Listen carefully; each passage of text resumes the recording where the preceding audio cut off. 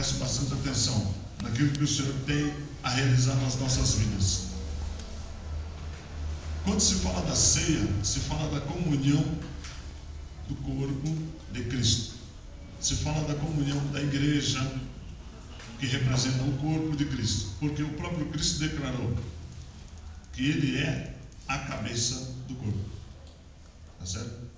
Ele não é o braço, não é a perna, mas Cristo é a cabeça do corpo. E quando se diz que Cristo é a cabeça, é porque existe um corpo. Esse corpo tem ou é composto de vários membros. E cada membro tem a sua utilização. Cada membro tem o seu propósito. Muitos de nós, quando olhamos para o nosso corpo, alguns não gostam do nariz, né? Outros dizem, meu nariz é esparramado, outro, meu nariz é arrebitado, meu nariz é esse. Pouco importa como é o teu nariz. Deus fez assim, vai ficar assim, a não ser que você faça uma plástica. Caso contrário, vai ficar assim. Porque foi Deus que fez. Ele achou que desse jeito para você estava bom. E você não tem como optar por nada, a não ser que você vá lá e mude, né?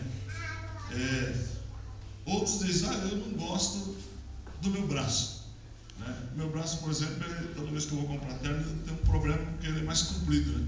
Meu braço é mais comprido do que os demais. Então, o meu terno é 48.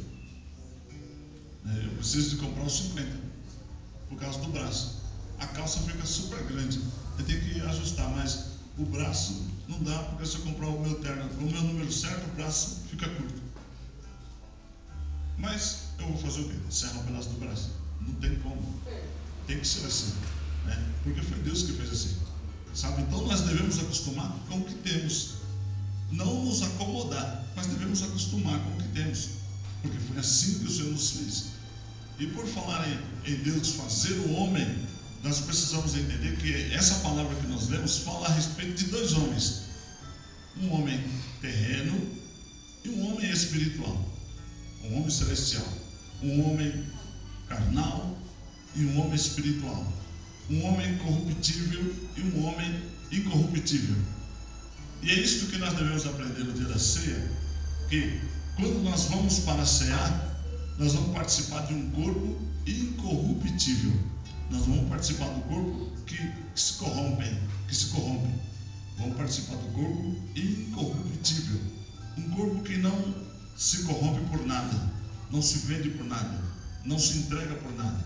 O primeiro homem, chamado Adão, a Bíblia diz que quando Deus começa a montar, preparar a terra, o próprio Deus, ele olha e pega um punhado de terra e começa a montar um boneco.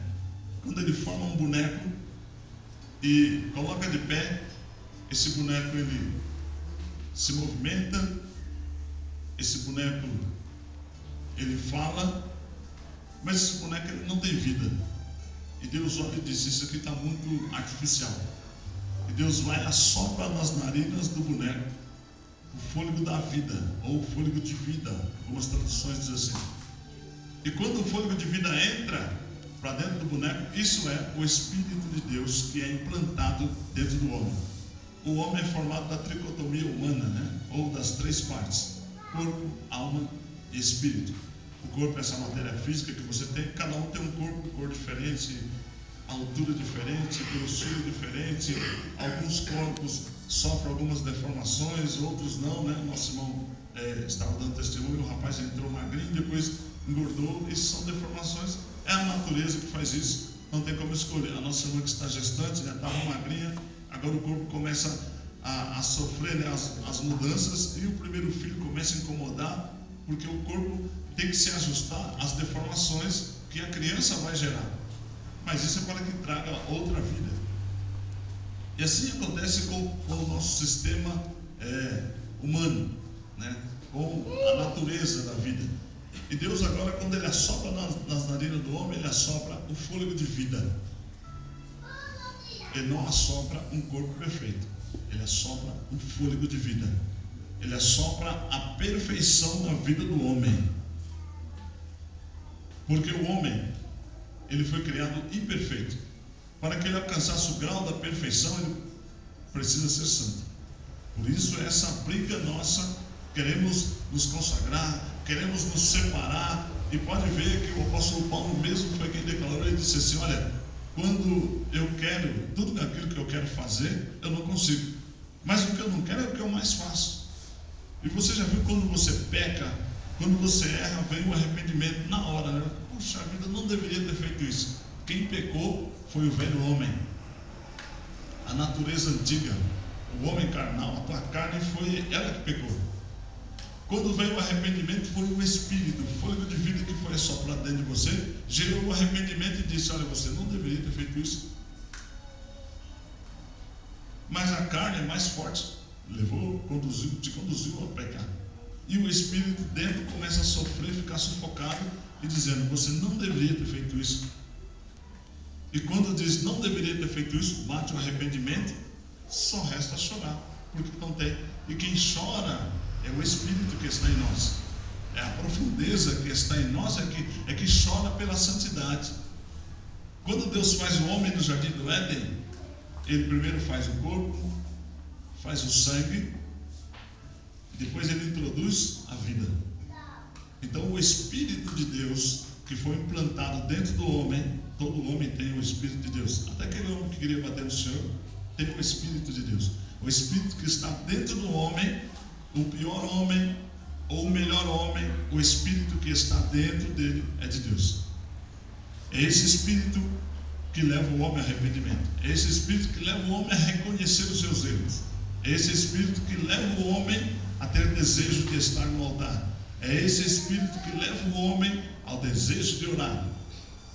Então, quanto maior a comunhão do Espírito de Deus que está dentro do homem com o Espírito do próprio Deus que o enviou, pior é para a carne, porque a carne vai ser massacrada, porque de dentro sai o poder e une-se com o poder que vem do alto. Isso fortalece e abate a carne e abate o sangue, porque todas as nossas emoções e desejos, ela é gerada no sangue, não é isso? A gente sente as vontades, é pelo sangue, né? É tanto que quando alguém está apaixonado, ele diz: o meu sangue ferve por você. E é uma verdade. É uma verdade. É o sangue da pessoa mesmo que ferve. O desejo carnal, o ser humano, a criança, quando a criança ela é gerada no útero da mãe, ela é gerada não debaixo de um pecado, ela é gerada por desejo. Então, por isso que é um pecado, né? Por isso que se a criança ela é gerada, a consequência da geração da criança é por causa de um pecado, porque é o desejo atrativo do corpo masculino pelo feminino e do feminino pelo masculino, né? Um deseja o corpo do outro e aí quando se unem forma-se uma criança. Não foi